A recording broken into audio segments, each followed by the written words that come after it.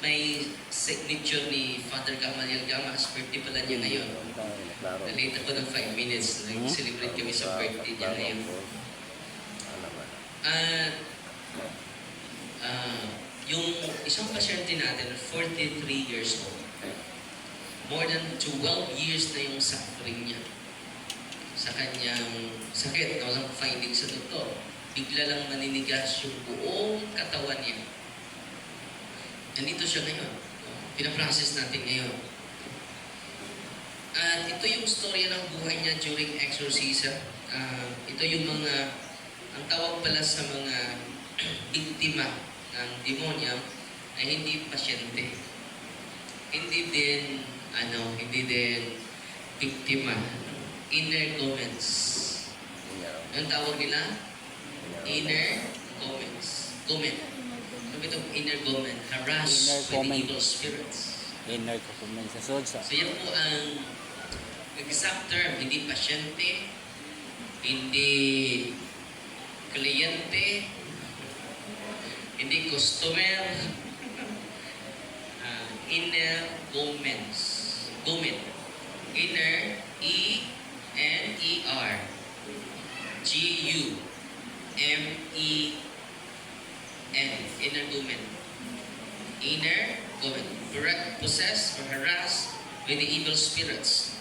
So, itong inner comment, alam nyo na ha, na-introduce ko yung na term sa mga exorcists. Itong inner comment, saan na yun? Wala. Ano nito? Alam niyo, pagdating niya dito,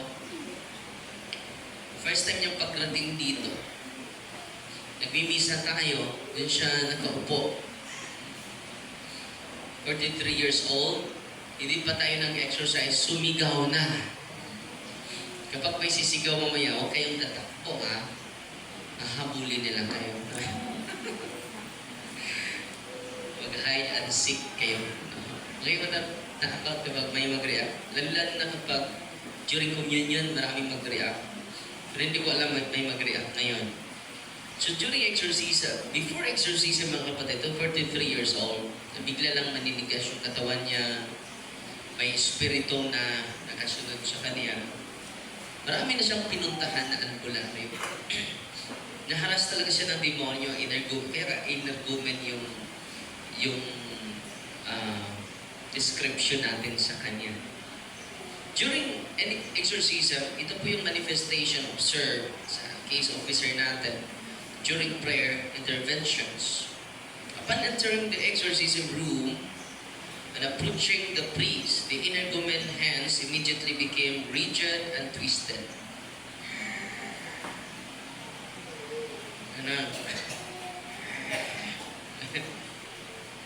Nangalupag na.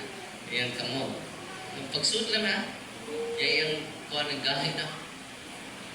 Mura siya, para siyang may sakit na patul. According to him, he could no longer control them. So, hindi pa nagsimula ha. During exorcism, the binding prayer, during the placing of the stone over his eyes, the hands became extremely rigid. Nawala yung kamay niya. Ang ginawa namin, pinusasa namin. Hindi pusas sa polis. Tinalian namin. Sabi niya sa akin, tinalian niyo ako dati. Nung unang exorcism natin sa kanya.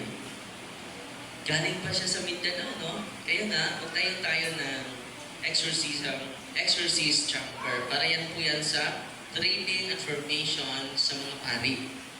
Para yung taga Mindanao hindi napupunta dito. Amen?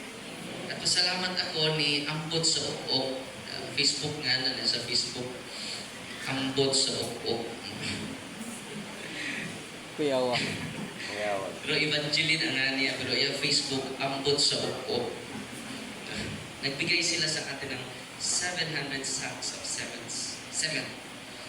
Nabayaran na yung 500, pati na yung 200 ko sa COVID commercial. Huwag niyo pang i-deliver dito yung 500 dahil 200 nandito na. Wala kaming stock room dito. Wala kaming budiga. Diyan lang sa muna, huwag niyo i-deliver dito.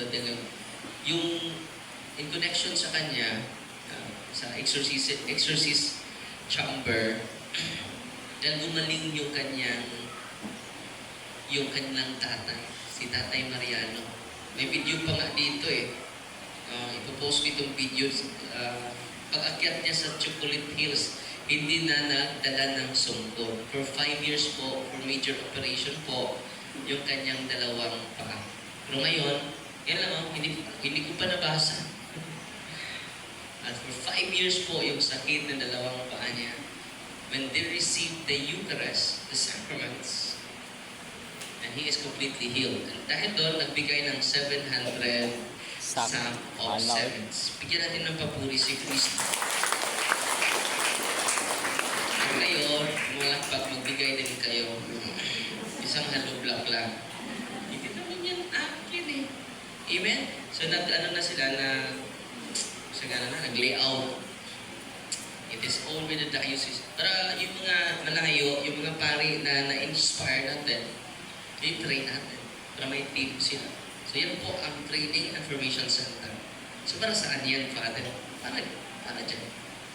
Amen? Bantay, di mo matago sa talupan. So ngayon, balik tayo sa energumen. Itong energumen na ito. So, patuloy yung prayer. Ang dami pa lang nilapitan niya na albularyo. So, every albularyo may demonyo. Kung 5 demonyo, 5 albularyo, 5 demonyo. Sensya na kayo At galit na galit yung mga albularyo kay Father Darwin. Okay lang. Pero ito yung mensahe ko sa mga albularyo po.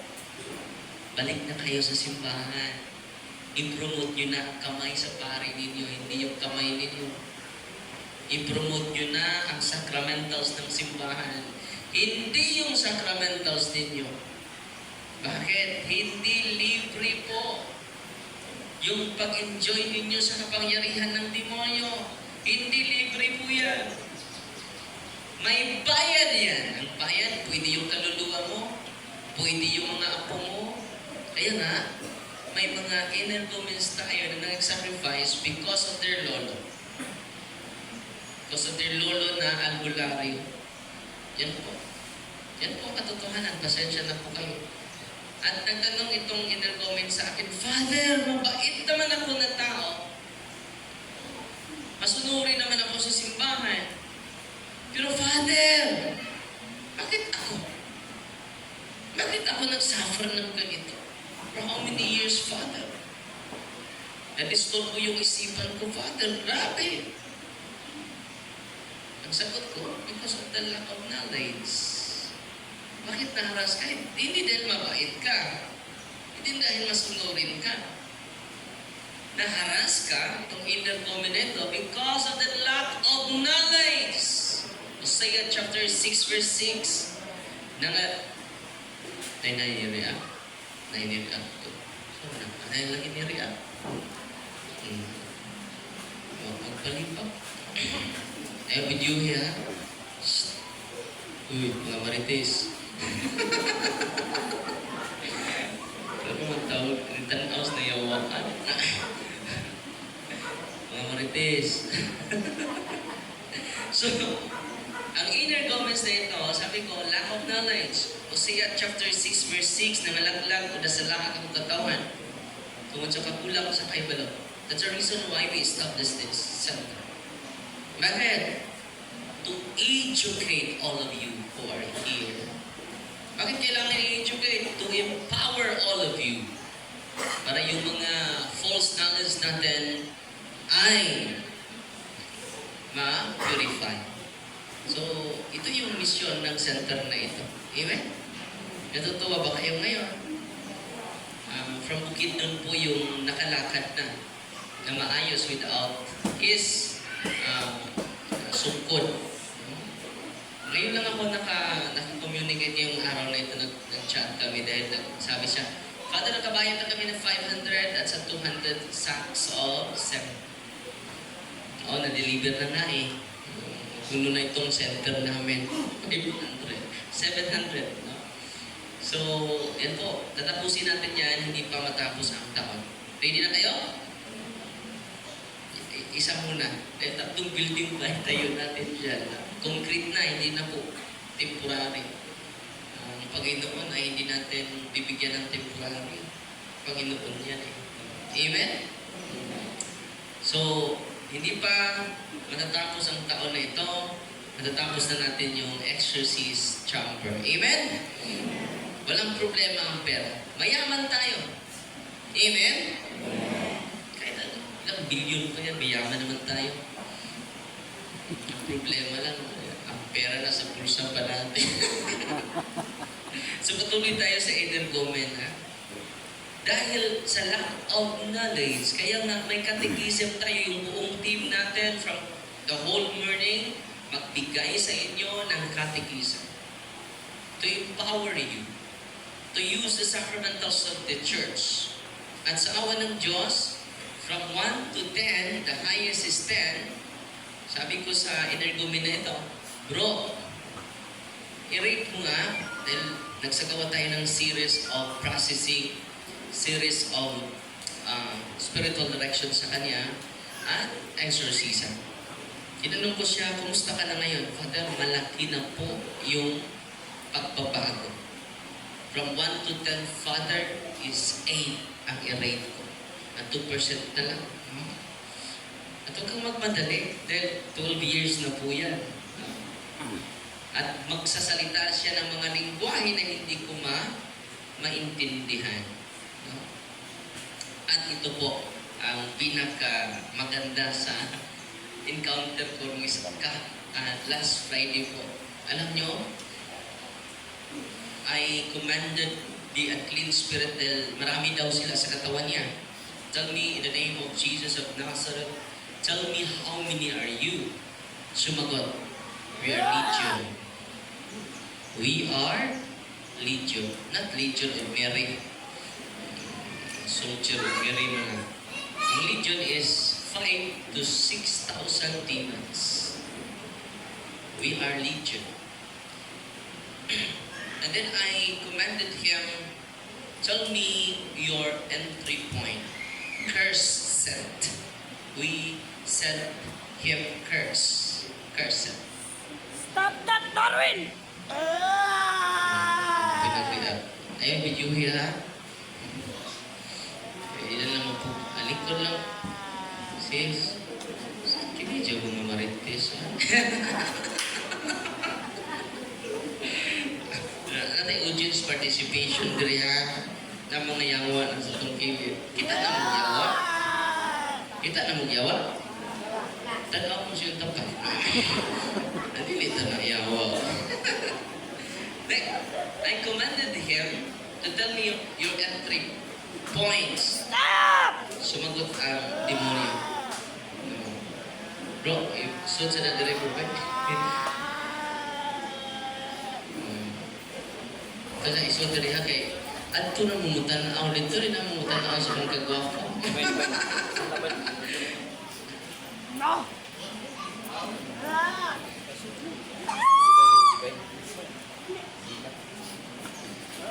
Anya, adto na mumutan-aw dito. So, I commanded them to tell me the entry points. Sumagot naman, Curse, tell me what is the curse set? Is it sorcery, witchcraft? Yan siya nga sorcery. O gimension pa niya angan sa albularyo nga nag-curse sa iya. Dila na ko manlan ha kay basig kailan mo mga maritis or kayong tagwan. Gimension unya ang reason sa demonyo yang isugo sa albularyo, isugo ko aning albularyuhan, angan sa albularyo mo si TJ. Ito na ko ano sa ano. Buwang ako. Dila na to i-mention ang nga. Kaya mag-research sa kuning mga marites sa Facebook. Di ka pagalian, di ka pagalian. Agway niyo. And then the spirit harassing him is the spirit of succubus. Ang rason ng mga demonyo pala, yung anak ng albularyo, during exorcism po ito. Nakikinig ng mga marites. Teach, research na Facebook. So, anong nangyari? Ito yung sabi ng mga demonyo. During exorcism to So, hindi sila makadeny during exorcism. Tell me the whole truth in the name of Jesus Christ. Hindi na sila makadeny. Mabakaton mo na sila. Pero when we ask, and when we command them using the powerful name of Jesus, using the powerful name of the Father, the Son, and the Holy Spirit, wow! Kapagpakan kayo. Tumbaan mo, umuros mo. Tanong na po, panguros, ibig ka mo. Panguros ka nung sa samahan, sa anak, hindi ka maumuros. Panapit na lang mamatay. Kaya yan yung panguros, kaya tulo, anak. Kaya tuwa, anak. Panguros yung panguros. Kapit na lang takwa ka, sino? Ano? Anak. Sabtan? Yan naman na, the Father, the Son, and the Holy Spirit, rich of symbol ang simbahan. Kini, ito sa mga Father. Divinity and humanity of Jesus. Okay? Natanong kami? Tanong kami?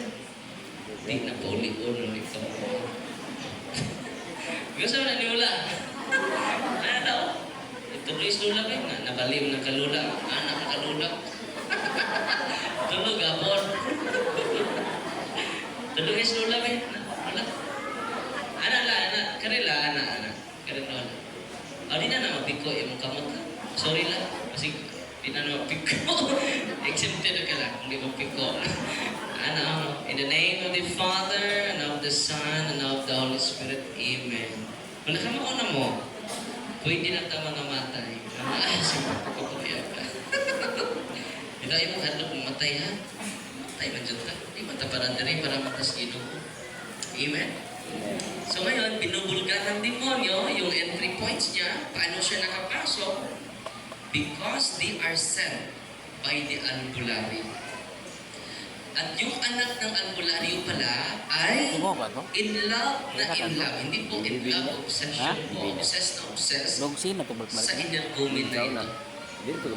Ano makuran? Sana na mawala. So, yun ang entry points. At yun po yung rason ng mga kaaway natin. During exorcism po yun. Pero bakit ba naging effective yung curse ng kaaway natin at sa buhay ng energumen natin? Sa pasyente, hindi pasyente, sa energumen natin. Because he kept on going to the albularios, different albularios. Dudupli na, may demonyo pang natanggap niya. At tumapit pa siya ibang mga klaseng-klaseng demonyo. Pero ngayon, sa awa ng Diyos, malaki na po yung conversion niya. At kailan pa siya maliberate, depende yan sa kanyang disposition. Kung disposition mo, negative pa rin. Ang masunod, ang iyong isipan mo. At hindi ka mag-comply sa rule of life, hindi ka gagaling. Yung liberation mo is in your cooperation. Not in your domination. Amen? May mga pasyente dito pupunta. Father, may demonyo ako. I-exercise mo ako. Dahil like 10 years old, dahil gusto niya magpa-exercise, ini-exercise ko din.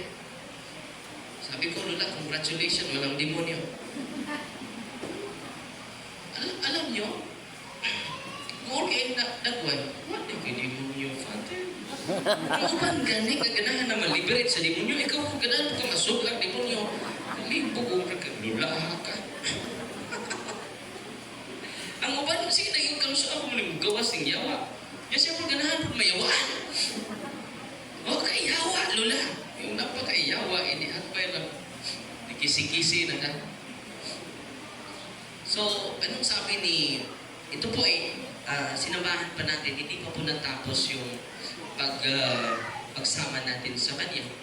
Dahil hindi po madali ang processing sa kanila. So, pray for us. Dahil gusto ng demonyo i-destroy itong ministry ito. Dahil ito lang ministry ito maka-detect sa kanya mga strategy. Sabi ni St. John Chrysostom, a curse has no power by itself. Bakit naging powerful yan sa buhay ng energumen na sinishare ko sa inyo? Lack of knowledge. Ikalawa, wrong person ang pinupuntahan. Pangatlo, wrong diagnosis. Itong taong ito, yung kapatid mo, ang nagsagawa nito, hindi ka na wala na kayong magandang relasyon sa kapatid mo. You live full of hatred, full of biases, full of prejudices. Bakit naging effective yung magical curse? Because of lack of knowledge, wrong decision, wrong diagnosis, wrong person ang nilapitan nito. Dumudubli pa. No? At sabi yung nag-donate sa atin ng 700 sack of cements, meron na nagbigay, total po is 900 sack of cements naman for this moment. Hindi pa tayo nagsimula, may 900 sack of cements na tayo. Yung nagbigay ng 700, Father, may pasalamat po kami dahil nakapunta kami dyan. Ang dami namin natutunan. Amen? Ikaw, maliit pa yan. Hindi natin mapag-aralan ng simbahan. Almost 2,000 years old ang simbahan. Amen? So, ang payo ko sa inyo, mga tatay, increase your knowledge. By increasing your knowledge every day, you are protecting your whole household. By not increasing your knowledge every day, you destroy your own household. Because knowledge is power. Ano? Knowledge is power. Panghuli dahil profession of faith na ta, together with Brother G.C. Dular, 50 years, Evangelical Christian Church. Pero ngayon, nagsagawa na siya ng profession of faith. Panghuli, sabi ni Saint,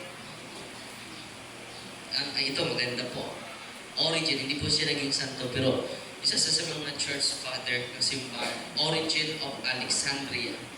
Sabi niya, demons act only when order is broken.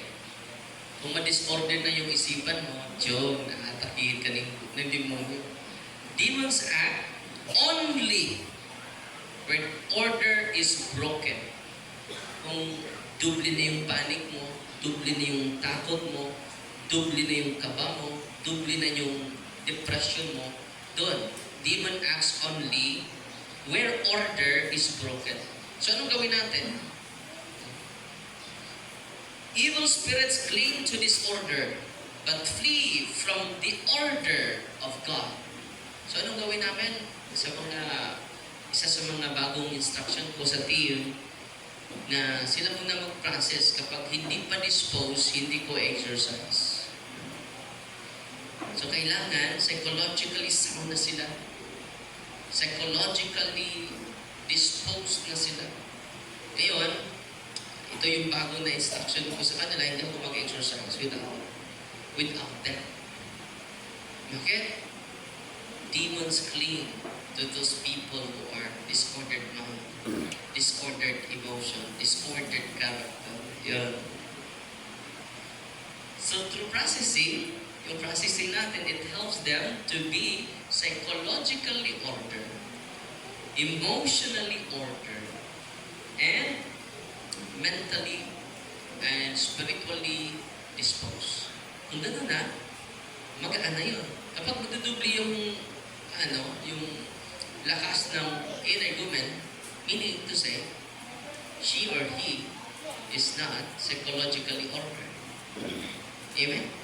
So, ang invitation namin sa mga energumen, to reach the psychological, emotional, and spiritual order. And by doing it, Satan will flee by himself. So hindi na din ako mapapagod. Amen? Nasuntok na ako dito. Ang lakas. Muntik ako ma-knock out dito. Subukan nyo na yun? Oh, grabe ang lakas dito. Ang sakit pala dito sa paka. Pero all is well. Hindi naman sa iyo. Yung demonyo naman nagalit sa atin. Amen?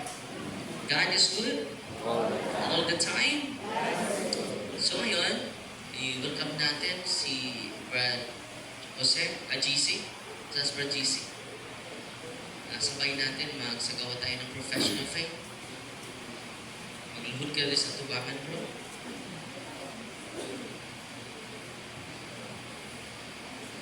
Ano?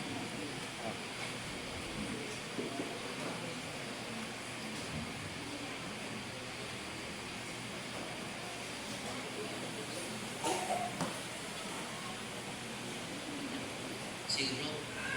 I, Jason Dolarte Garote, freely and consciously make this professional faith in the one Holy Catholic and Apostolic Church, founded by our Lord Jesus Christ, with humility and sincere conviction. I profess all the Holy Catholic Church's beliefs, teaches, and proclaims as revealed by God. I firmly accept the doctrine of the faith as handed down to the sacred scripture and sacred tradition, and as authentically interpreted by the magisterium of the Church. By this profession, I formally rejoin myself to full communion with the Catholic Church, submitting my intellect and will to her teaching, and committing myself to live faithfully according to the gospel of Christ, in obedience to the authority of the Church. May this act of faith strengthen my union with Christ in His Church and enable me to serve God's people with integrity, fidelity, and pastoral charity. Thank Our Lady.